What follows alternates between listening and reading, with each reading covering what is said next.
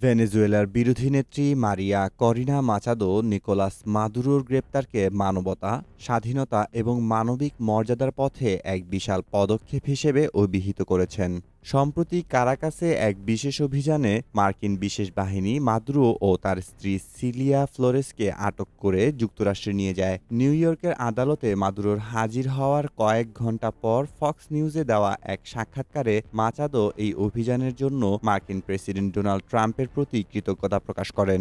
গত মাসে স্বৈরাচারের বিরুদ্ধে লড়াইয়ের স্বীকৃতি হিসেবে নোবেল শান্তি পুরস্কার গ্রহণের জন্য দেশ ছাড়েন মাচাদো এবং এরপর তিনি আর দেশে ফেরেননি। অন্যদিকে সোমবার আদালতে হাজির হয়ে মাদুরো নিজেকে এখনও দেশটির বৈধ প্রেসিডেন্ট হিসেবে দাবি করেছেন এবং মাদক পাচারসহ সব অভিযোগে নিজেকে নির্দোষ দাবি করেছেন। মাচাদোর মতে এই গ্রেফতার ভেনেজুয়েলার দীর্ঘদিনের স্বৈরশাসনের অবসান ও গণতন্ত্র পুনরুদ্ধারের সংগ্রামে একটি নতুন দিগন্ত উন্মোচন করেছে।